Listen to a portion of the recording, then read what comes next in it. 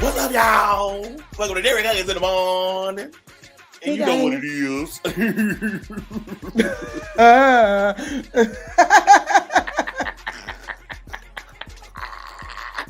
I am your host, Derrick Jaxn, along with my beautiful co-host, The Lakia Stokes. Hi, Lakia guys. Stokes. We're here. Hi, guys. Good morning. Good morning.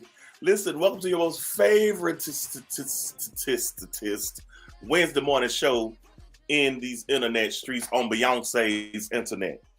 Now, speaking of Beyonce, Because it's hers. it's her internet. Okay, but guys, how many of you know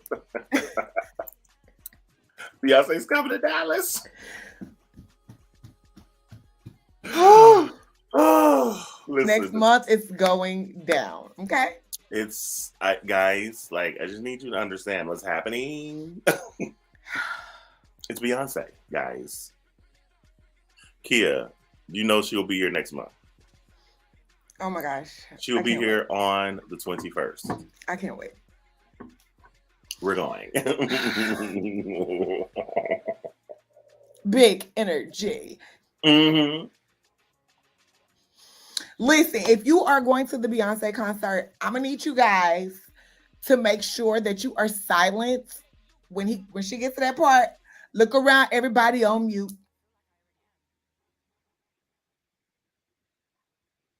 Okay. Please do not embarrass Texas. Do not embarrass us. Do not embarrass us. First of all, this is where she is from. Number one, she's from the state of Texas, and yes, I know she's from Houston, but Texas, we got to represent. It's all the same. It's all the same. It's all the same. We so I can't have you guys out here making us look bad. So please make sure, guys, make sure you don't embarrass us. So when she gets to that part, look around, everybody on mute. Hush. Don't be screaming. We love you, Beyonce. We don't want to hear that. None of that. We don't want to hear we love Blue Ivy. We don't want to hear yes. We don't want to hear yes, queen. None of that. We don't. None of it. Okay. Hush your mouth. Like Iyanla did, old girl.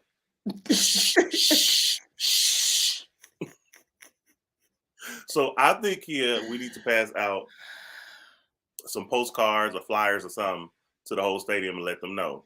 When we get to that part, shut up. We need to pay the parking lot attendants. Have them at every entrance. Pass them out as the cars are coming in. Passing them out. Do not get on here. Do not get on here when we at the Renaissance concert here in Dallas. Oh, now let me talk about this right quick. Now you know the church girls, the apostles and bishops and bishops and all the rest of them love to say this girl is a demon worshiper. So on Larry Reid Live platform the other day, he posted this apostle lady, the same one that told that little drama he had 48 hours to repent. Child, your prophecy, you'd already showed us your prophecy don't mean nothing. But anyway, right. He's still here. But anyway, and ended up getting blessed, baby. They sent him like I want to say something like over $20,000. They blessed his cash out. Oh, see. So anyway, but I digress. So here she come again talking about y'all, Beyonce and that weather portal is the demon. You going to that concert? Here I go. All I want to know is they gonna be selling some barbecue at the gates of the demon portal. It's gonna be a food truck at the demon portal because a nigga be hungry and stuff. Oh, people kill me. They gotta relax. Y'all gotta relax. Hi, Cambria. Make sure you like and share. Good morning, Cambria. Like and share, okay, honey? Okay. Thank you. All right, so listen. But when I tell you, okay, when I got the message that or I started seeing a lot of the pictures from the Renaissance tour. Mm-hmm. Babe, when I tell you the kids is wearing what they wearing, you understand? They is wearing what they were. Do you hear me? I was like, child, I got to rethink my outfit. They wearing chains. They wearing all kind of stuff. So aluminum foil. Yes. I said, so here's what I'm gonna wear. I am wearing a black t-shirt. Okay. I'm gonna go get that metallic vinyl, design, and it's gonna say, "I'm one of one. I'm number one. I'm the only one." I'm one of one. Period. Don't even waste your time Don't even waste your time. No one else in this world can think like me. Now. Oh. So it will be a unique shirt. It will be custom made. It will be custom made. So it will say, "I am one of one. I'm number one. I'm the only one." Period. Now write that down. Now check that. Now check that. Okay, so Kia, so we got a simple show today. I was gonna do all these different topics, but I'm not. We're gonna do one topic. We're gonna talk about Derrick Jaxn ass and why he. I'm sick of him. He wears me low. It's a video. We're gonna watch this clip of him being interviewed, and we're gonna talk about it. Let's go. Let's just go and get into it. So, all right, y'all. So check this clip out. This is alleged relationship expert. Excuse me, self-called. Self-proclaimed. Self-proclaimed. Yeah, that's the word. Self-proclaimed. So here you go, y'all. Aggressive energy towards a woman, except in intimacy. And so how I would express my affection oftentimes was aggressive. Like I want to pick her up. Yeah. I don't just kiss her. I pin her up against the wall, put my hand around. I'm not trying to get graphic. Yeah. There's context here. So I come up behind her and hug on her, kind of aggressive. But that would make her really, really shut down. I ain't never been so sensitive to rejection because we all get rejected, but this the first time I felt that. And what felt safer was to go out and at least have friendships with other girls. Just the conversation felt like receptiveness, like acceptance again. Mm-hmm. But those loose boundaries turned into no boundaries. So, if we continued to clash and she continued to pull away or what have you, and I'm not getting no answers or whatever, I'm especially in my prideful state. I'm thinking, man, she got me effed up. So I'm over here doing the right thing and she over here acting like I ain't nothing. So now there's a party tonight or there's a girl on campus and then she got her own dorm room. And that's whenever I started messing around. Which is interesting. Now I realize something.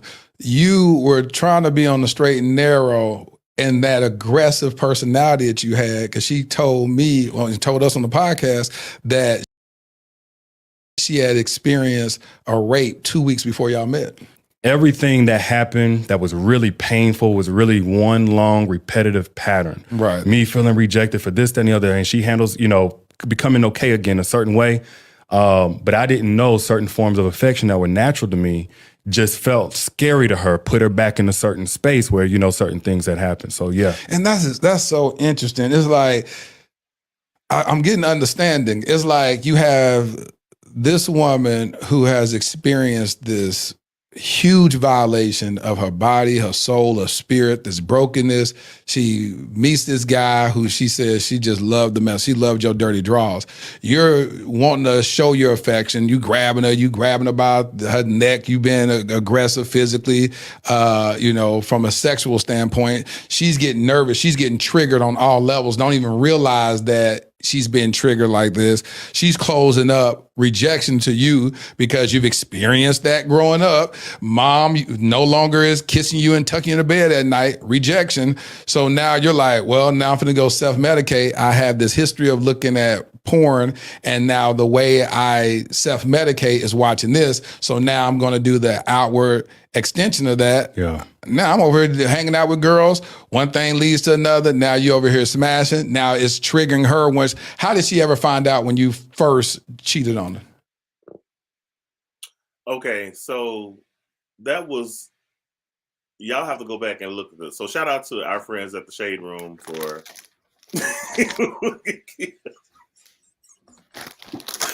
y'all go look at the rest of the interview, but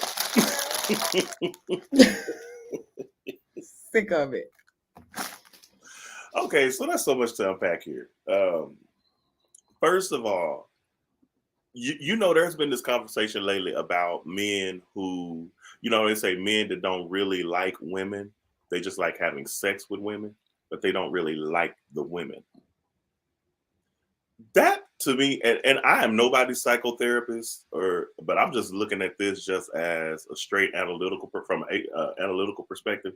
Yeah. To me, it's giving you got some underlying duality going on with your sexuality, because if it's quote unquote natural for a man to be with a woman or to want to be with her, why do you have men that have so much aggression toward women? Can we talk about that? Like, can we talk now? I understand in your situation, Kia, you're married and you have a great marriage. Shout out to Greg. What's up, Greg? What's up? Shout out to my baby. Shout out to my baby. my man.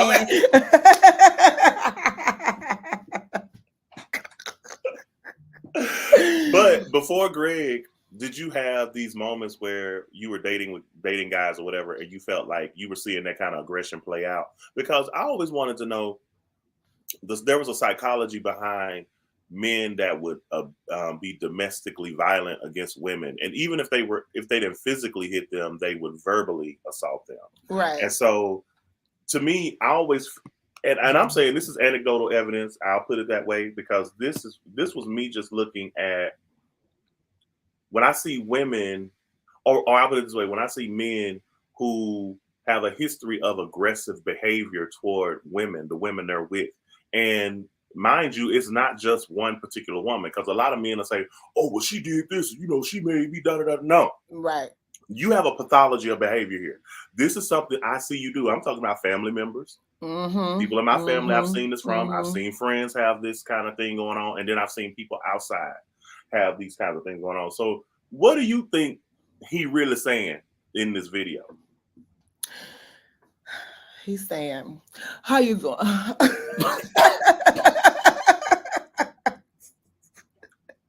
Allegedly. Let me put allegedly. Because we ain't got it. Let me put allegedly up here. So it's giving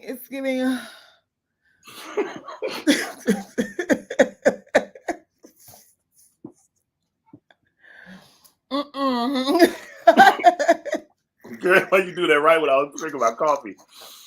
So no, but that's true, Derrick. What you were saying too about how some men that are like aggressive towards women is some underlying. I had a friend. I haven't experienced this personally. I'm one of the fewer lucky ones. Greg was actually my first boyfriend. Oh, cool. Okay. Yeah. So, but we got married like. Because y'all got married. We got married like 17, super young. I was 19. Yeah. So like, I went to college and we met or whatever. But I had a friend, one of my best friends, her boyfriend, you talk crazy to her, try to put his hands on her, all of this. And I'm like, why are you I used to call him, because back then I didn't mind. Well, I still don't mind. Depends on how you take me. But back then I really didn't mind cussing you out real good. And I used to be like, like all the time, because I just never understood. He was on the basketball team, super that dude. Yeah. Child. The tea came out later. And I was like, yep, it made perfect sense. It makes perfect sense, because why is you doing this to a woman? And even sexually, she said that it was like always so rough. Like, why is it so rough all the time? Okay, so let's deal with this, because, and again, I say this, let me put the disclaimer out there, so don't nobody come hit me up talking about, oh, well, you not no psychologist. Okay. Right. But I said, okay. Right. Right. So my thing is, when I look at men like Derrick Jaxn, and I see this kind of, like I said, this is a pathology of things I've seen, people I've gone to school with, family members, colleagues. I've seen it across the board, people in the workspace, the whole nine. And there is a consistent pattern that keeps going on. I'm like, okay, you're like sleeping with women, but you don't really like the women. Right.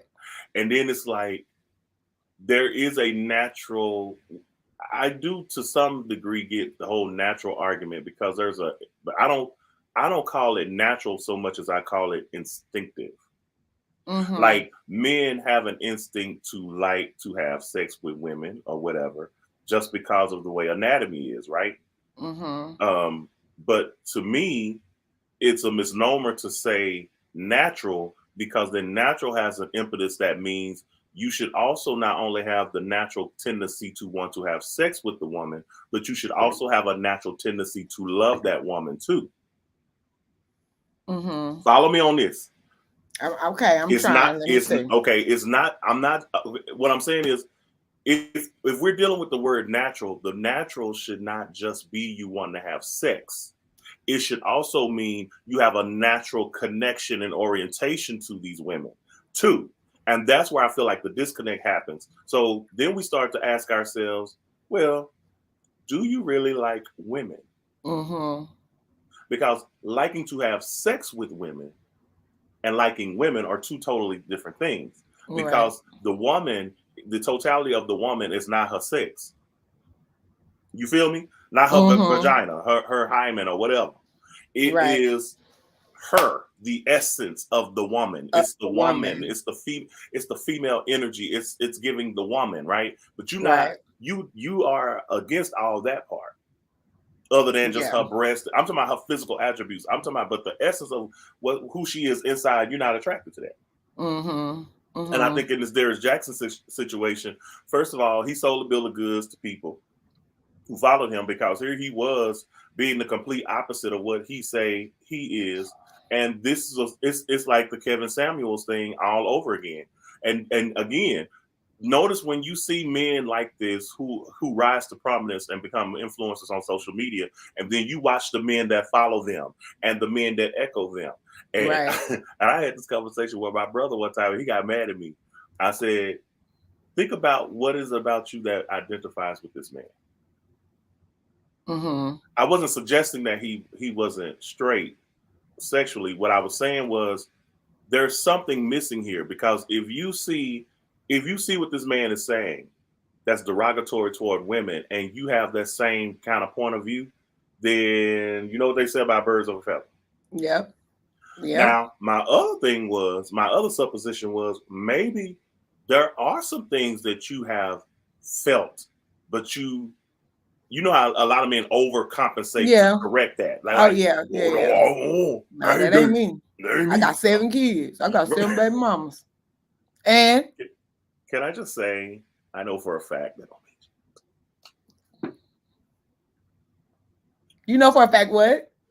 You know for a fact what? I say, say what now? Say what now? I said I know for a fact that's some bullshit. Okay. Just making sure I heard you right.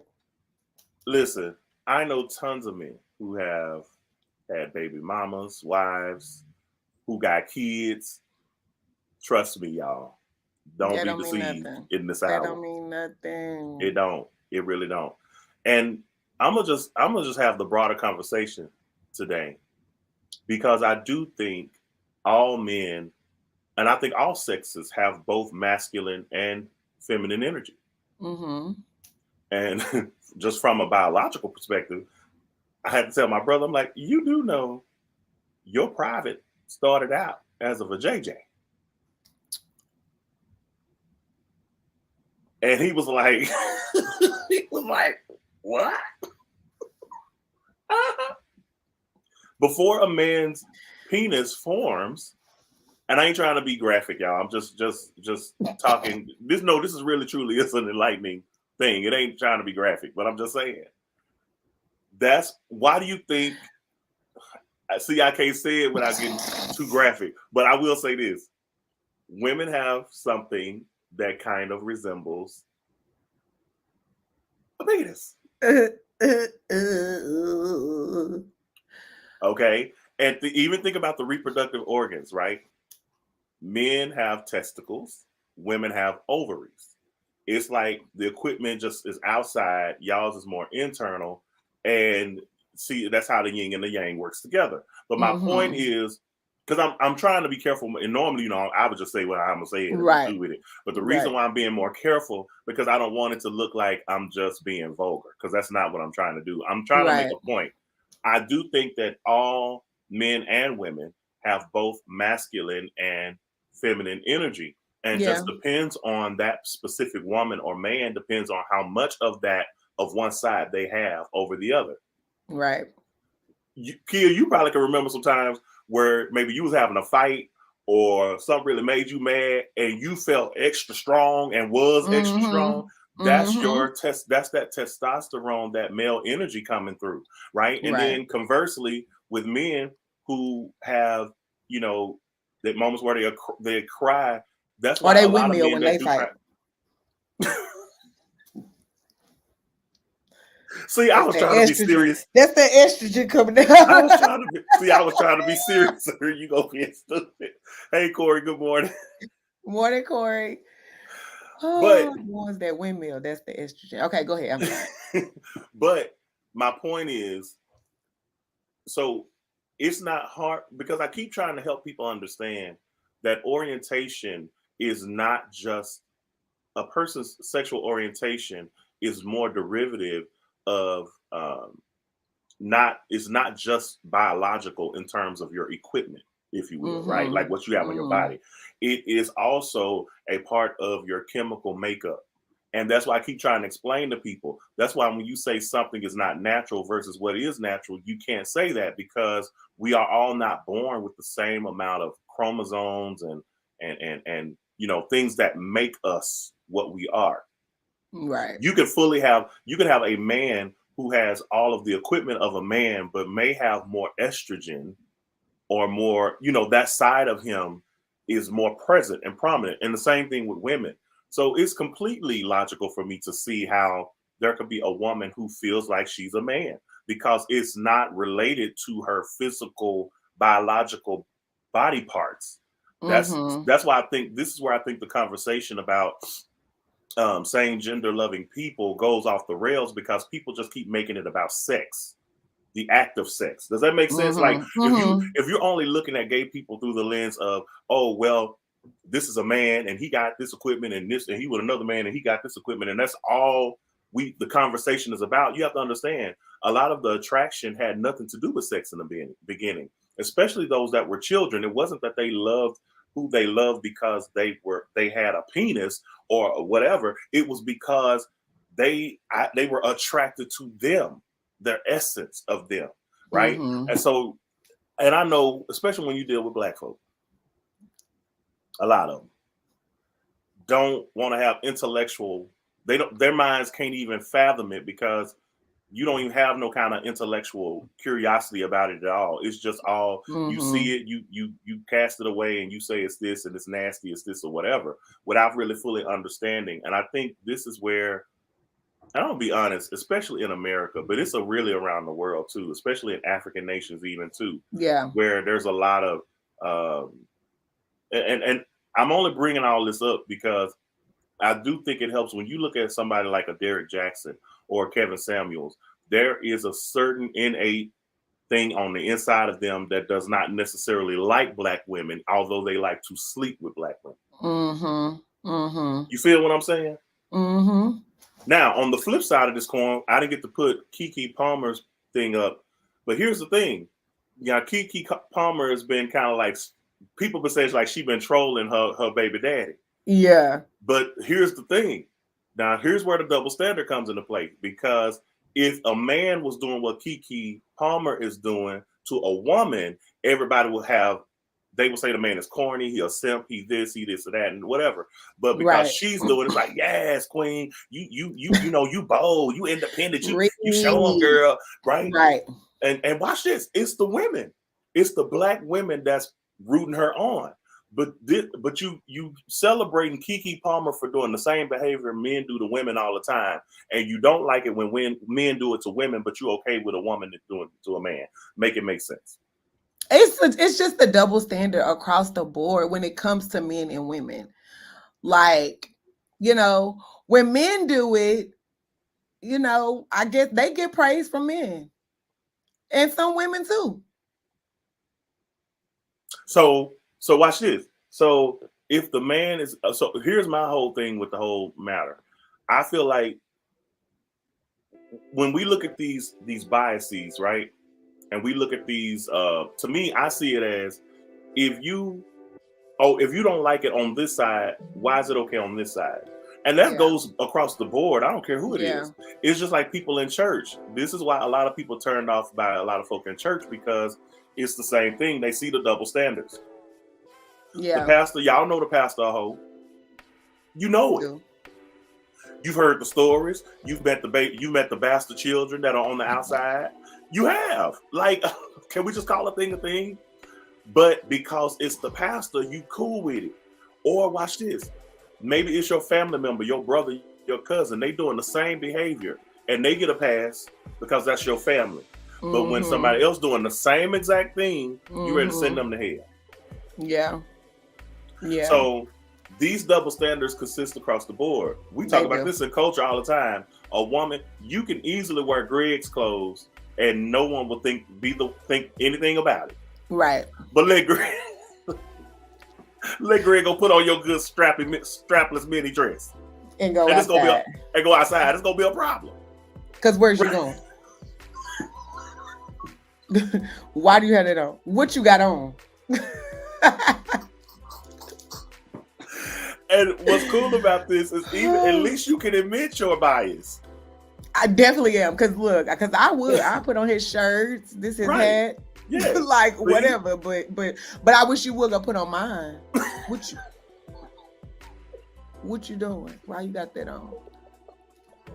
So, okay.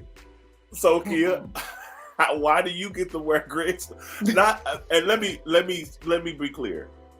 Greg don't even want to wear Kia stuff. So I don't want y'all thinking the wrong. Right. Let me make that clear. Right. That ain't something her husband would do or wants to do. I'm just using this example. I use her and her husband as an example all the time because they have a great marriage. I love them.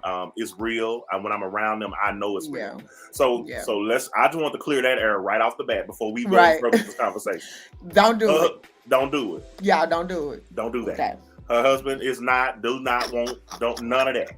What I was saying is, I'm just making drawing the contrast with how she said, she could put on his shirt, she could put on his hat, but if he put on anything, baby, if he put on my son hat and walk out of here. First of all, call me immediately because I'm laughing. Call me right away because I'm gonna be laughing. Okay, but it is such a double standard, even in music. Yep. The men, they can talk about you a B, you a H, bend it over, let me see it. Yep. And everybody dancing to it. But if a girl say, I bend it over for him, and we like, oh my God, why is you talking like that? Mm-hmm. Women need to respect themselves. And that. But y'all like doing Sukiana, Sexy Red, Cardi B, Meg Thee Stallion, they get framed differently. But their male counterparts been doing this for years. Been doing it. And it ain't no problem. Crew, Uncle Lou. Yeah. I mean, this goes back. Yep. Like. Yep. So my thing is, so why is it that it only offends you on one side? So as you can see, we keep seeing these double standards crop up across the board. And all I was saying was, when you're looking at somebody like a Derrick Jaxn situation, I'm like, nah, come on now. But I feel like people want to justify why they do. No, nigga, you wanted to go cheat. You don't. Right. And this is my thing. Why be in here's my thing. If you are in a monogamous relationship, because I want to be clear, because there are some polyamorous relationships where they go in already knowing it's gonna be multiple of us. Right. Okay. Then you have, but I'm like, why are you gonna be with somebody you like sleeping with multiple people? So why are you in a relationship that's monogamous? Single. Just be single. But it tells you a lot of times people are having these relationships because they want the security of the relationship, right? The stability, right? Coming home to somebody, sharing your thoughts with somebody, going out to dinner, those sorts of things. And in some cases, they want kids with this person. That kind of home life stability thing. Yeah. But you also want to be over on this side living like you single at the same time. You want to be at the buffet. Give me that one. Give me some of that. Give me a little bit of that, a little scoop of that. And so I'm just like, so I'm sitting there thinking about all of this, and I'm just like, this is crazy how the human mind works. And let me just say this. Nobody can talk about nobody. No, absolutely not. That's the conclusion I've drawn. Like, of course, we talk, I mean, this is a celebrity news, pop culture, and entertainment talk show. Like, this is what we do. But when I say nobody can talk about anybody, I mean in a condemning way, because it's like, what might be your thing is not someone else's thing, or vice versa.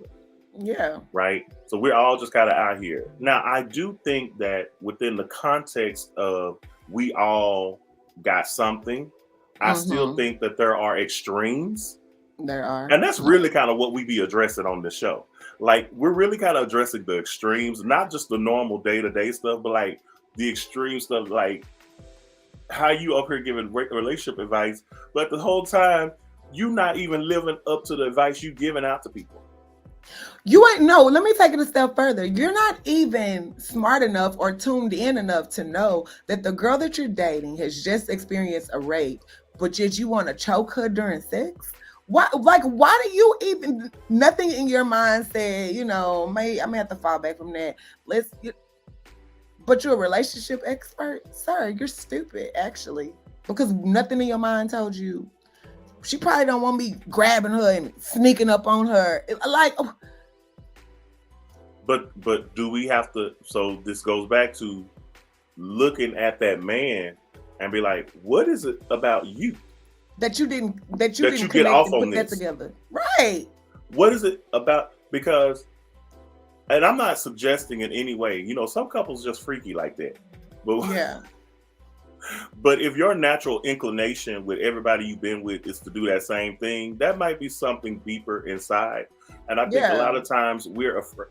You know, I say this all the time. We've been wearing masks way before COVID. And people have now gone back to wearing their figurative masks now. Right. Because most people are not going to share the fullness of who they are, or or not even the halfness of who they are.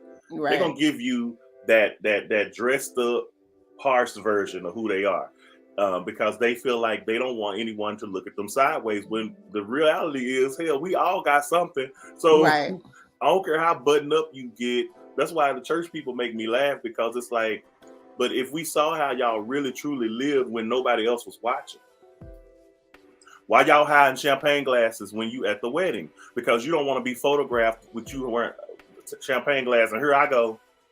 Cheers. Look.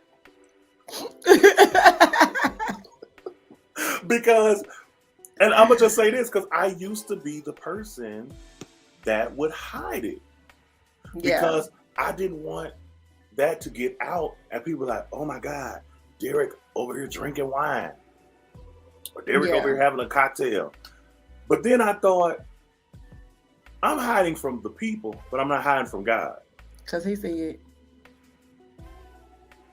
like, that just changed my whole outlook. It was like, I'm hiding, because I'm like, okay, I get what people saying to a degree.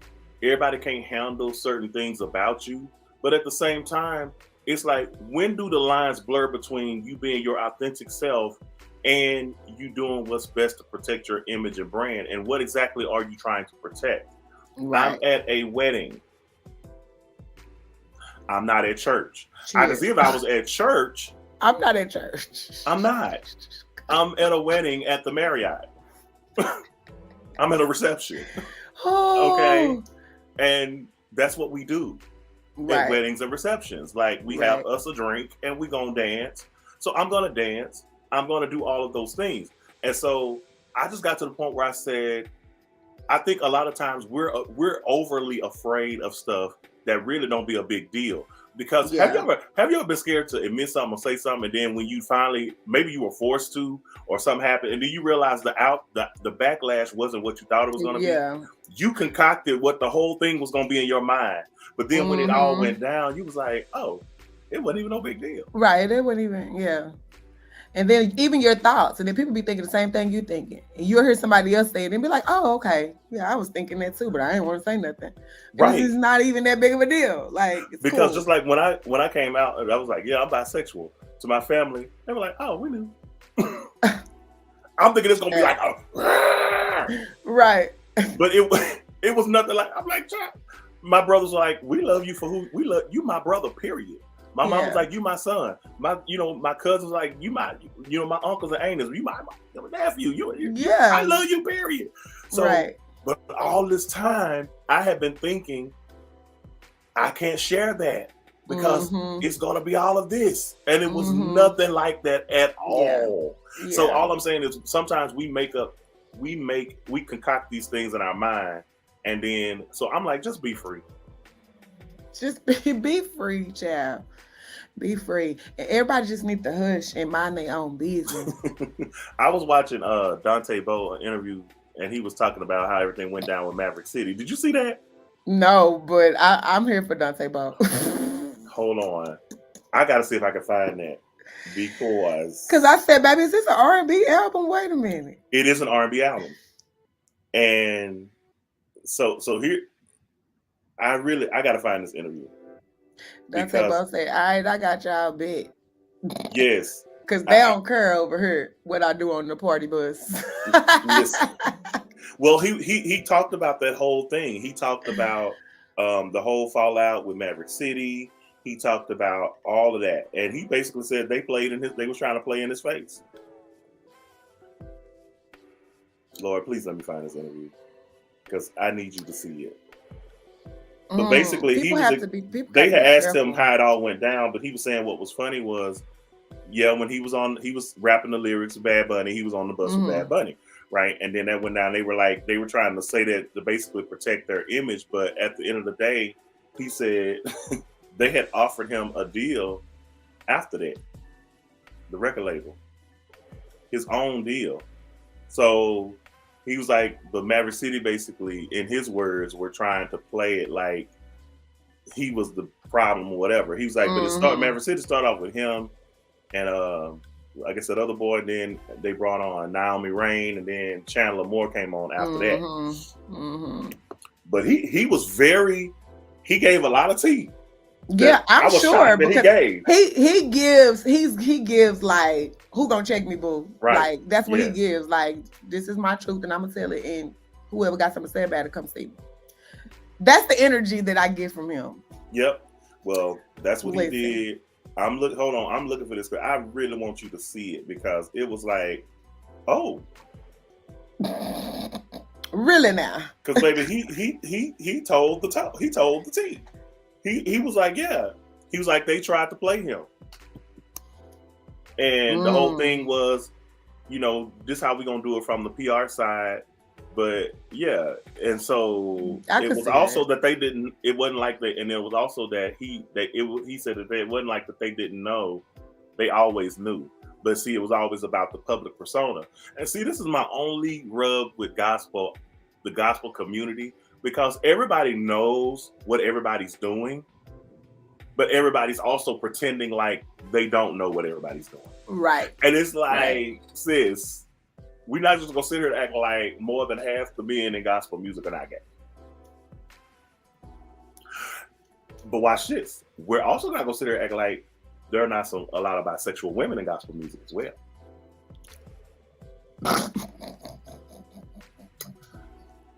So, everyone wants to act like there's no smoking going on in Casablanca. And there clearly is. It is. Everybody knows. I'm not calling no names because y'all know the names, okay? But I'm just saying, let's not sit here and pretend like we don't know some of our faves get down with the get down. And guess what? My view is that's their business, because I appreciate them for what they bring to us musically. I don't care who in your bedroom. That ain't none of my business. I don't care. It's not my business. I really don't care. Like, I don't care. People like, we got to care about a standard for holiness. I'm like, you believe it until we pull out your teeth. Till we get your receipts. with you. That's the thing. Like your you video. say, "Oh, I smell alcohol on her breath." Okay, but what are you doing that we can't smell? That's her thing, or that's his thing. Oh, he smoke, or he do this. Okay, but what are you doing that we can't smell? Who was in your bed last night? Or, child, don't even get me started on that. No, but but no. This is what I'm saying. So people always talk about, oh, there's a crisis in gospel music. No, the crisis in gospel music is not the thing y'all make it is. Why you think the artists who like Leandria Johnson, who are authentically themselves, and I would say even more, a little bit more Daryl Walls, are who they are? Why you think they getting so much love? Because they are relatable. This is the thing I think a lot of the people in the gospel industry don't get, because it's like you're basically what you're doing is you're pushing them to continue to be fake. Yeah. And people can see through the fake. People know better. So it's like, well, yeah, they'll love your music or whatever. But I think the reason why the gospel music doesn't really reach the full masses is that we don't have enough relatable people. Everybody wants to walk around as if they're holier than thou, and they are not. Okay. No, I'm not saying every gospel artist is drinking. Nope. I'm not saying every gospel artist is having sex. Nope. I'm not saying every gospel artist is out here having parties or whatever. But even the ones that we think are just Jesus' baby cousin, like I think CeCe is Jesus' first cousin. Like, no, that's his best favorite daughter friend. ever. But yeah, even CeCe. Yeah. That's all. We all. It may not be mine. It may not be yours. And all I'm saying is we're trying to pedestalize people. And then whenever that fault comes out, then we feel like, oh my God. But the thing was, they always was this person. You guys are the one that put them on these pedestals. You're the ones that made it look like they were whatever. But they always been this person. Right. Yep. Yeah. So when I see a quote unquote scandal or anything like, I just be like, child. I mean, yes, T, you gonna sip it, you're gonna be like, hold on. Wait. But after I sip, but after I sip that tea, I be like, okay. Oh, because exactly. It's okay. So what? They found, and to me, I think the scandal is more because you keep projecting this image like you perfect. So when it's found out you're not, that's what amplifies the issue. See, but if you was always, because like I let people know, yes, I cuss, but y'all know that because y'all watch the show. Right. Okay, I'm going to have a and then you have to be careful with that too, because you remember Ty. Shout out to Ty. I love Ty Tribbett, but remember Ty used to really be that. You can't listen to R&B. You can't do this. You're going to hell for that. Like he literally used to have these in his lyrics. God ain't pleased. And then it comes out that you having a whole affair with one of the girls in your group. It didn't just expose, and now we looking at you. Like you said, it becomes a scandal because you're trying to be something that you're not to us. But just living your truth, be who you are. Hey, Karen. Everybody's saying, hey, Karen. We all sin and, fall short of the glory. That's the word. So let's not act like we ain't doing nothing. Now, what was the album that came after all that had happened with him? I'm Not Perfect. And now it's I'm Not Perfect. But before it was, you need to come out of this. Yes, sir. You're going to bust hell wide open. Now, when I found that out, when that all came out, I wasn't surprised. Because most of the time, it's those people who are crying that the loudest are the ones that's out here sexing, cussing, drinking, got popping pills, stealing money, whatever. We all had something. That's why you'd be surprised, Kia, who out here right now really engaged in some life fraud as we speak. Yeah. You got your kids' name on stuff. Baby, y'all out here getting benefits you're not supposed to be getting. You're defrauding the government. Like, y'all quit trying to act like the government. Yeah, getting food stamps. And no, you ain't reporting your income. Listen, DM me. Who's selling food stamps?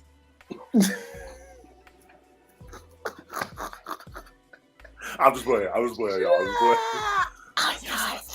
Right.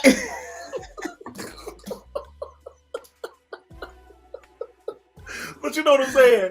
Yeah. So, yeah. And I saw this post the other day, and it was really funny because the post said, nowadays you need 2 jobs and a pinch of fraud to get by. A little hint of fraudulent.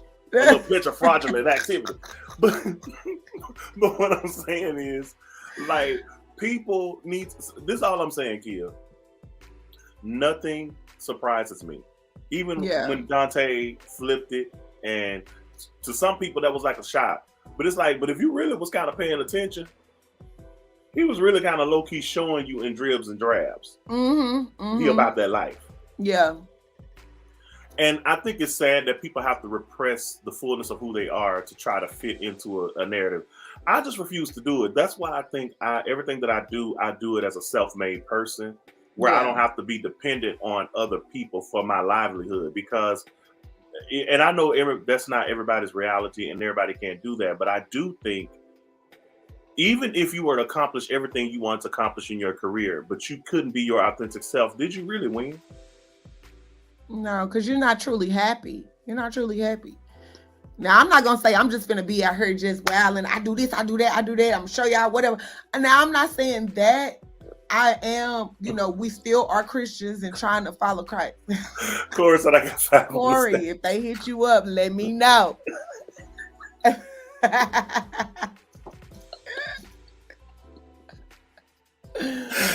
it on the down low. DM me, child. DM me. No, I'm not saying, and don't get me wrong, I don't want people to take the wrong lesson away from what we're talking about. I'm not saying go out here and you just exposing everything you are to people. Yeah. That's not what I mean. No, that's what I'm saying. So that's not what we're saying. We are followers of Christ and we are striving daily to live right and do what we got to do. But I'm not going to act like I don't fall. I'm not going to act like I just got it all together. Like, that's never going to be me. You're never going to see me acting like that. Well, ever. I'm going to go further than Kia. Here's my position. Baby, it ain't a struggle. I'm going to have me a cocktail when I go to the party. I am. Because I don't struggle with alcoholism. I know. I don't struggle with alcoholism. I can have a cocktail. I'm going to have one. And I'm just telling y'all I'm going to have one. All right? So be encouraged. Yeah. Be encouraged. Okay? I'm going to tell you, when I go to a party, I'm going to go to a party. And when I go to the party, I'm going to dance. Yeah. Because that's what I do. Because half of the stuff y'all care about, Jesus don't even care about. He don't care about it. And so all I'm saying is, and that's what I mean when I'm talking about the authenticity piece of it, because then if I was photographed with a cocktail in my hand, child, that ain't no tea. You already know that. Like, this is what it's giving. And I'm now at the point where I don't really care that you don't think I'm saved. I know it's a lot of people that think I'm not saved. I get that. I just don't care. Right. You are not the one who holds my hand. You're not the one that holds my life. My maker does that.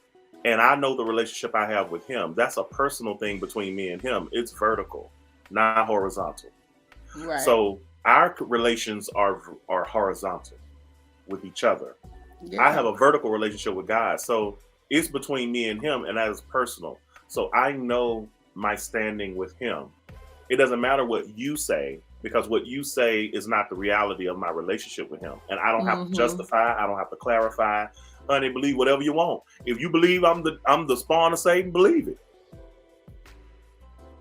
Because we too old to be trying to explain ourselves, child. Think what you want to think, believe what you want to believe. Believe it. Like, believe it. That's why I said because I know the PC term, and we can't help it because we were reared up to say we're struggling with something. Mm-hmm. But the realities are we're really not struggling, because you're going to fire that blunt up. That ain't no struggle. Struggle will be like, Lord, I don't need this black cheese. It just keeps calling me. And I don't smoke at all. I don't smoke cigarettes or anything. But I'm saying, but I know people, and I mean the most anointed singers, musicians, pastors, bishops, apostles, that's going to fire them up a good blunt. Okay. Then I know some pastors, apostles, bishops that's gonna have them a good old cocktail or 3. I know them some good old apostles. I'm talking about will preach you, listen, will prophesy the lights out this place. But they gonna have them a little dip, nip. Yeah. Right. Late in the midnight hour. God ain't just turning around what's your problem. They turning around some other stuff in the midnight hour, huh? Here's what they kill. How do church people expect grown folks who got sexual urges and needs to not express that? I know before y'all go there talking about, yeah, you should be married. Honey, everybody's not meant for marriage. Let me just be clear. This is why y'all damn marriages don't last, and why over 57% of marriages in the Christian faith, the church, don't last. Because y'all out here trying to get married, trying to feel like you've met some kind of moral compass, or even quote unquote a biblical compass or metric, so that you can fulfill that side of yourself, which is just as human as it is. Yeah. Okay. And I think the way marriage has been defined, especially in the Western white patriarchal European Christianity, tells us that we have to do this. And I know people gonna watch this and they're not gonna like it. I don't care that y'all don't like it. I said what I said. I'll actually add to it before I take back anything I said. Okay. And that's fine. And you could think I'm not saved, and you could think I'm the devil, and you could think whatever you want to think. But here's the reality, sweetheart. All of you that are watching me, judging me, let me tell you something. I watch all of you on Facebook as well.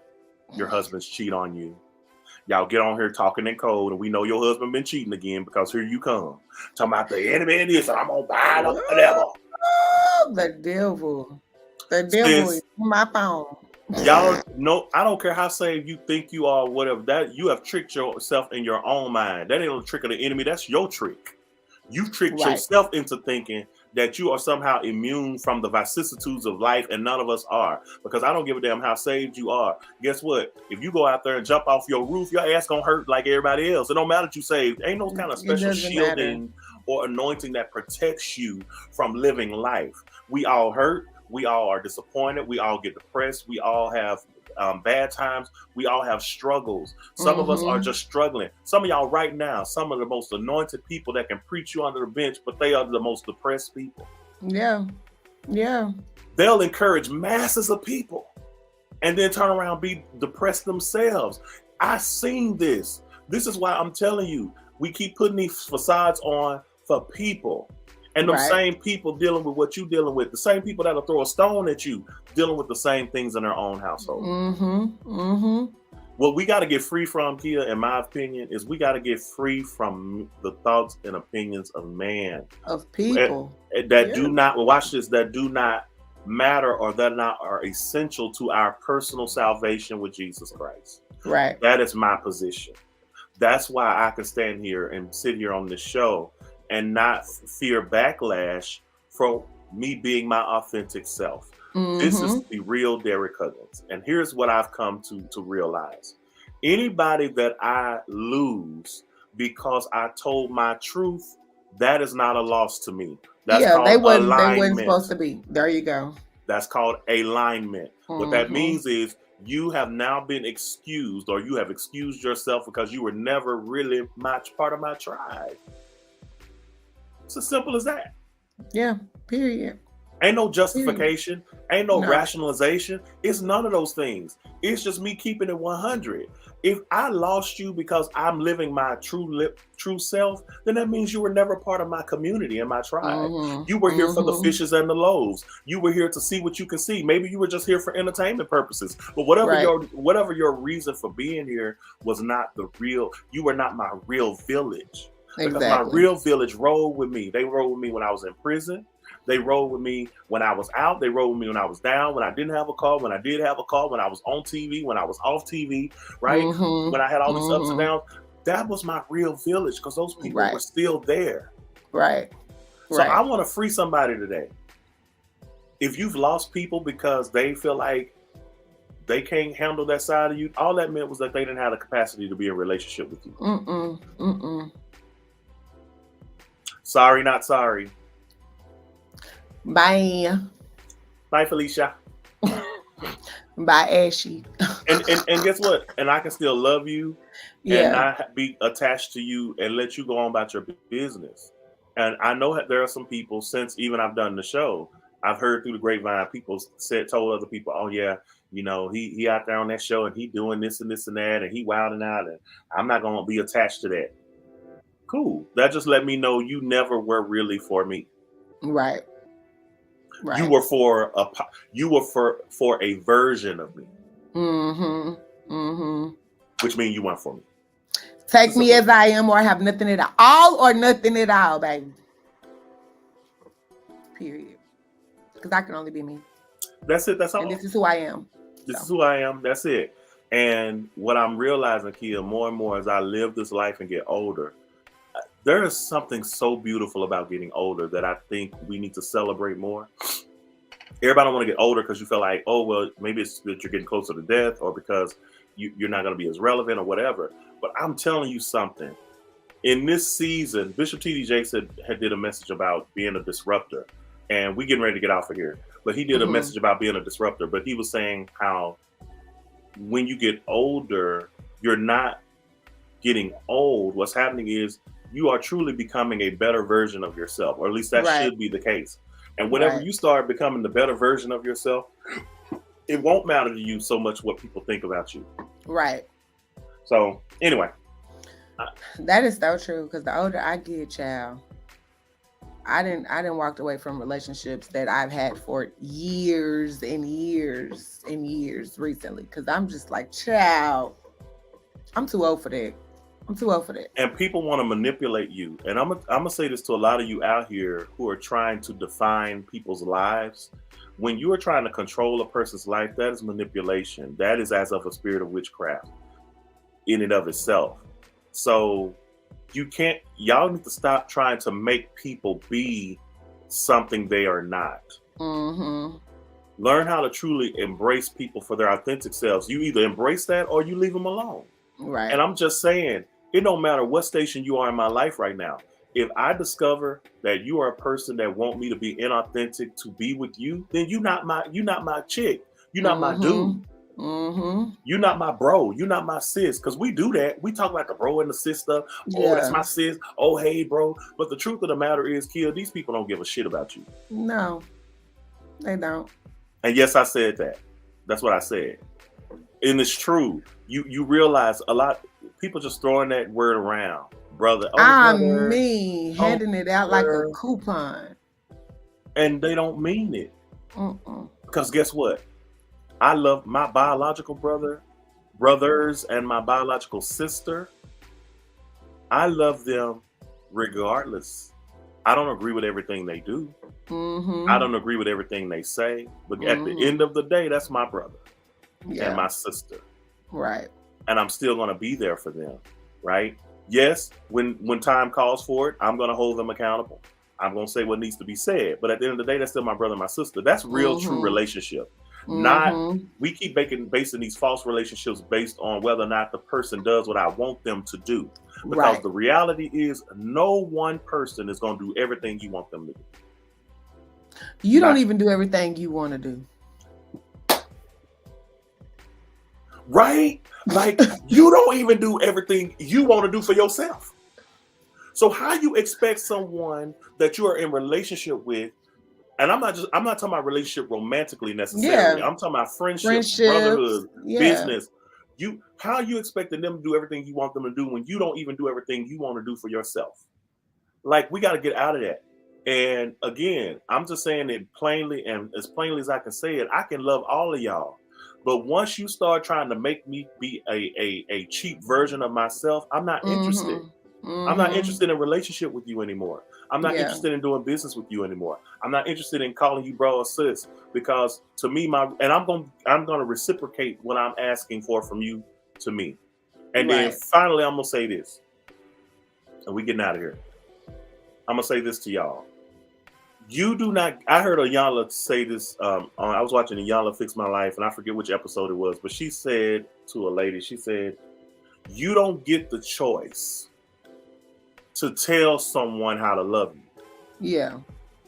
She said, "You get a choice to observe how they love, and then you get to decide whether or not you want to be loved like that." She said, "You get to decide." That's your decision. Your decision is not what they do. It's whether or not you're going to participate in what they do. Right. Right. Because once we start, this is why I'm telling y'all, a lot of people will do stuff for a season to try to appease you, but it will never last because that's not their authentic self. Mm-hmm. And so at some point, they're going to get tired of playing the game with you. Mm-hmm. And they're going to do one of two things. They're going to leave, or they're going to cheat on you, or they're going to talk about you behind you. They're going to do something. So let people show you who they are, and then you make the choice on what you're going to do after. You move accordingly. And believe them when they show you. Because that's the other problem we make. People show us who we are, and then we be like, nah, but nah. No, baby, yes. Believe them. Yeah. That's who they are. Now you act accordingly. Just like I got some people who switched up on me, and now they want to be back a part of my life. And it's like, I love them still, but it's in a different context. Like, our relationship has definitely not going to be what it once was. Never. Because once you walked away from me, you showed me then that I was dispensable in your life. And that's okay, because sometimes that's necessary. But once you show me that, then I am no longer obligated to you. And those of you who are always complaining about people not supporting you or whatever, y'all ought to be glad, because that means you don't owe nobody no favors once you make it big. If I said this about my award show, I have a lot of people talk all that talk about how much they support me and they love me or whatever. But as soon as I ask them to do something, all of a sudden they're out of reach. But then I watch them.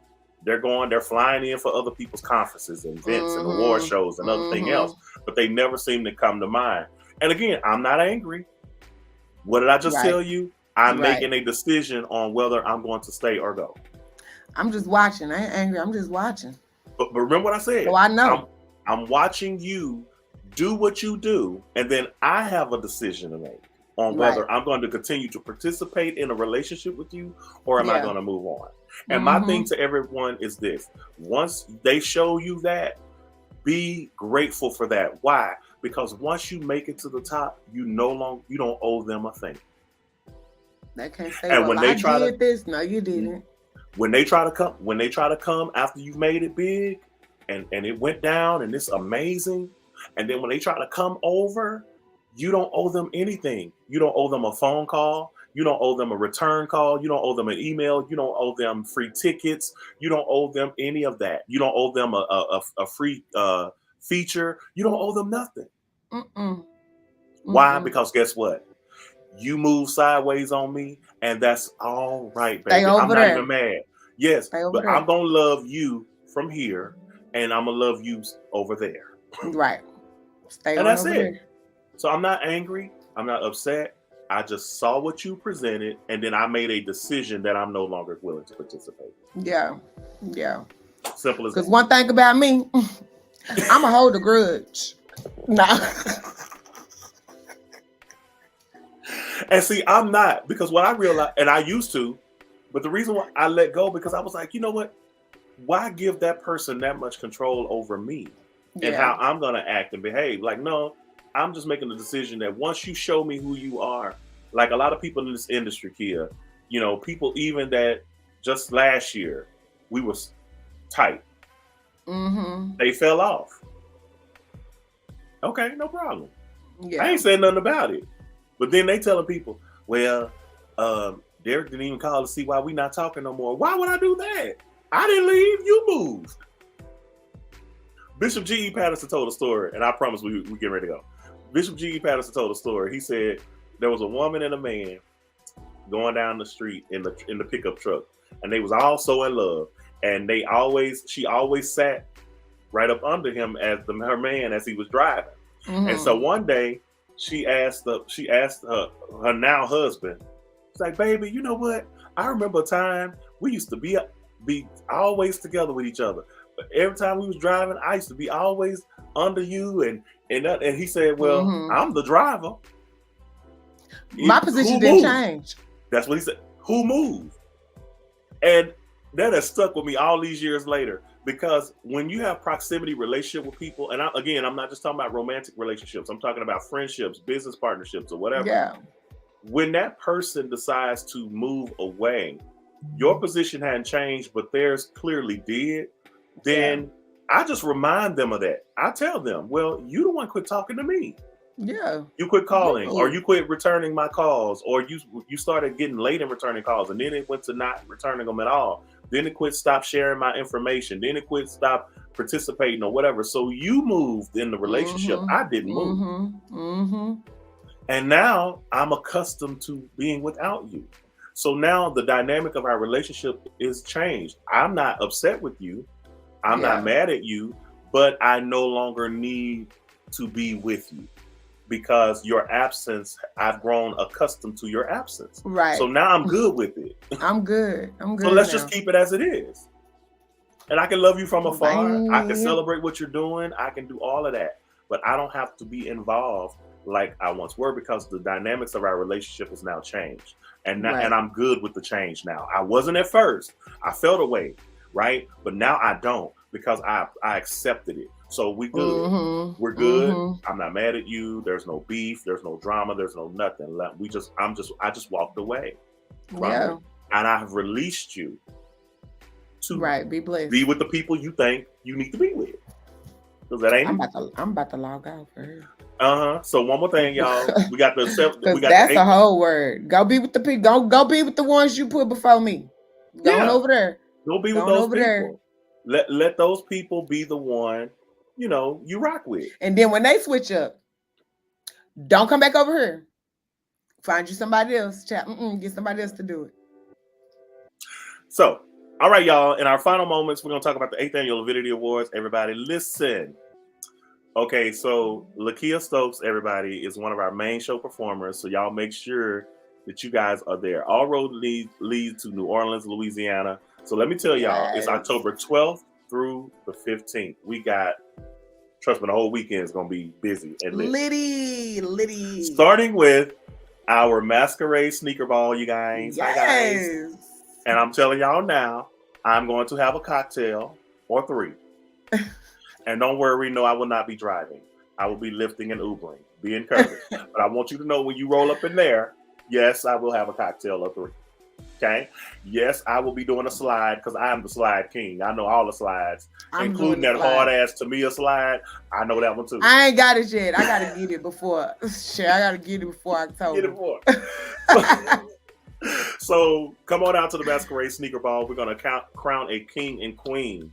So we're going to pick our royal court, those that will be on the royal court. Wear your beautiful gowns. Men, wear your nice suits and tuxedos, and then put your sneakers on. We're going to have our masquerade masks. Yes. So y'all come on. It's going to be a great time. We have a great DJ. It's going to be fun. It's going to be really, really fun. Then immediately following that, y'all, immediately following the ball, is going to be the Shed series. Singers and Musicians Shed, y'all. Okay, and it's gonna be hosted by our music director for the show, Morgan Turner. Listen, when I tell you, Kia, these world renowned, these singers and musicians are showing up, and then Morgan told me there are gonna be some surprise people popping through. So just saying.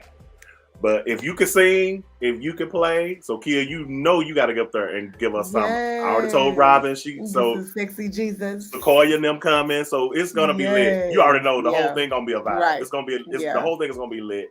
If you play, if you sing, like, this is the one. So listen, the whole that event is free, and to register, all you have to do. Let me take this banner now. All you have to do is go to our website, theavidityawards.com. Click on there's a button that says Singers and Musicians Shed. Click on that, fill that out if you want to participate in the shed. We need everybody to do this so that we know who we working with. All right. We know who's gonna sing or whatever. Go fill that form out, and we're gonna get you right. So that's at 11 o'clock on Thursday, October the 12th. It's going to be lit. So come on out. I'm telling you, Morgan is so hyped about this, Kia. Like, we were talking about this last night. It's gonna be so dope. Yeah, he's ready. Okay, so that's on Thursday night, y'all. On Friday, October the 12th, is going to be that morning is going to be our Independent Gospel Music Hall of Fame breakfast. We're honoring Tracy Bethea, Dr. Liz Black, Roderick Purvis, Edwin the Chef Wright, my boy Roger Willis, our boy Roger Willis is getting Roger and Talisa Stinson. So that's those tickets are $50, and that's on our website as well. Then on Friday night is the pre-show. So this is our pre-show host, Justin Rufus. Listen, Justin is a singing somebody. He's known in the quartet world, but he's super funny as a host. Can sing. He's gonna be lit. I'm telling y'all. He's so a the great pre-show host. is at the same venue as the main show. Yes. Nice. Yep. Pre-shows at the same venue as the main show. So y'all come on out. It's gonna be amazing. Then guess what? After we're done with the pre-show, baby, we going bowling. What? Hey. It is the pre-show bowling after party, y'all, at Bolero. Y'all, we're gonna have a good time. The entry is only $10 to get in. Okay, and that includes your shoes. You know what I'm saying? We got 5 lanes reserved. So y'all come on out, bowl. I need to see what y'all giving. Pierre, our drummer, and I already talking about I'm coming, I'm sure y'all how to bowl. So we gonna see. Yeah, Derrick can really bowl. We went bowling for Derrick's birthday. And I was pleasantly surprised. Derrick was like bowling strikes every time. Twice. I didn't like it actually, but but it's so funny because so many people, because everybody there, nobody's seen me bowl before. Really? That was at my party. Yeah. Nobody. Because I've always bowled like with other friends or away. So it was never there. So people, that's why everybody was shocked that I right. Hi guys, I won both times. Hold on.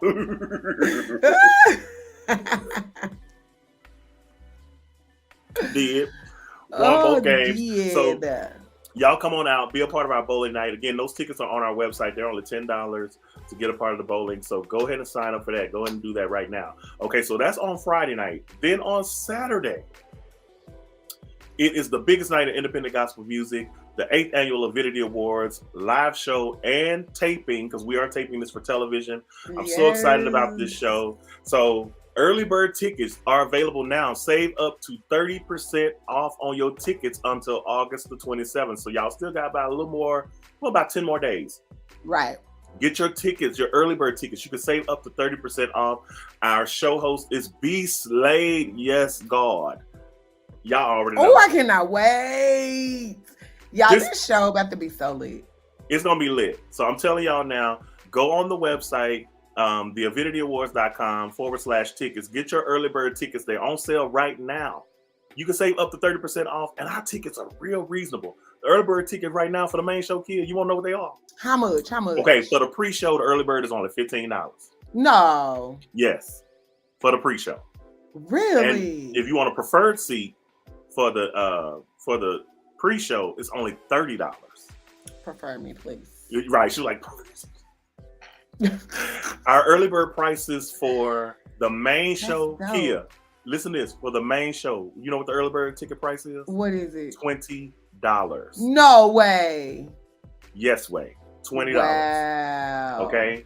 Guess what? The pre-show, I'm sorry, the early bird preferred seat is only $30. What? And then we have our Avidity VIP experience. Listen, let me tell y'all something. You want to get your Avidity VIP because this year we're doing it up. We have an Avidity VIP reception that's going to start right during the red carpet time. So we have a little area that's going to be cordoned off on the upper mezzanine. You have to have a VIP to get in. Where is your wristband? Where is it, boo? Okay, so we're going to have some light hors d'oeuvres, cocktails. You get the fellowship and hobnob with the VIPs. All right. Yes. So you get the access to that, but you also get really great seats, like great seats. Okay. Yeah. And then you also get to walk the red carpet. Ooh. So you get to be a part of our red carpet show as a VIP. Yeah. Right. Okay. So get your Avidity VIP experience tickets. Again, early bird tickets on sale right now. Okay, the early bird goes until August the 27th. All right, save up to 30% off. Go on the website right now, theavidityawards.com, or you can go to jeffersonpac.org and get your tickets either way, because we're on their website too. Period. Period. I am so excited. I'm so excited about this. And let me show them. Let me show them this. In case y'all thought it was a game. Hold on. Kids, like they think it's a game. It's a game.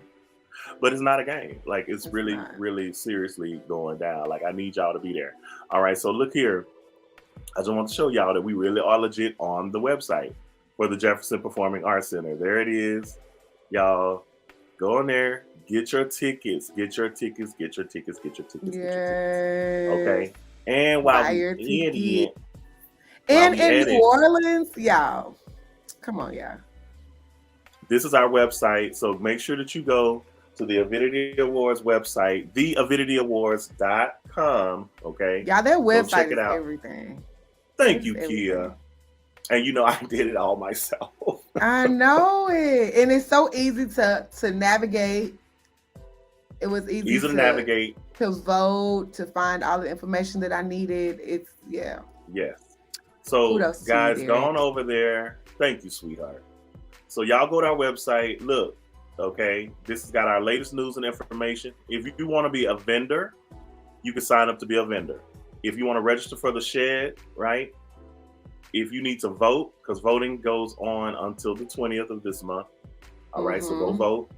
We still got a few performance slots left. We have 3. I think we have 3 more slots for the pre-show. We have 3 slots for the breakfast, the Hall of Fame breakfast, and then we have 2 more slots for the Hall of Fame. I'm sorry, for the pre-show masquerade ball. For the masquerade ball. We have 3 for the masquerade ball. We have 3 for the Hall of Fame breakfast, and then we have 3 slots left for the pre-show. Okay. Somebody asked, how can my choir perform at this event?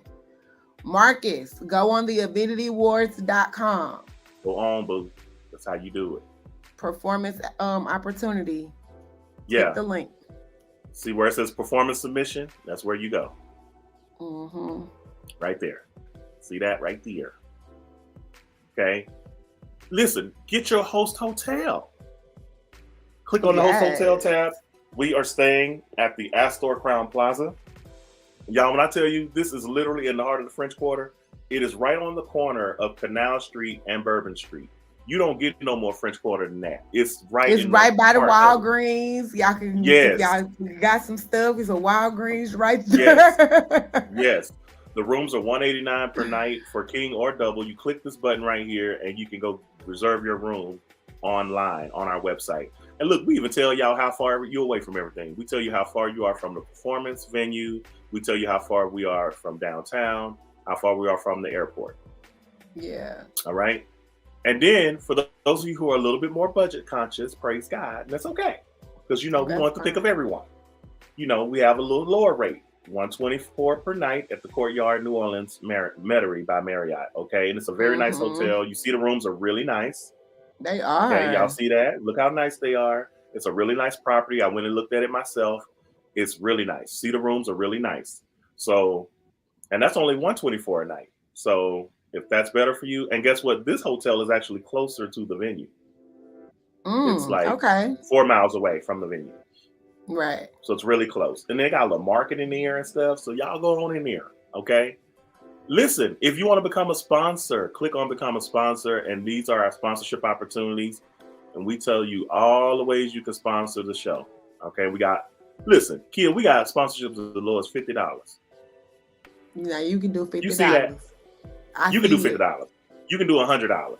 Yay. Okay, and then we got other sponsorship opportunities. If you want to be a hospitality partner, that's $200.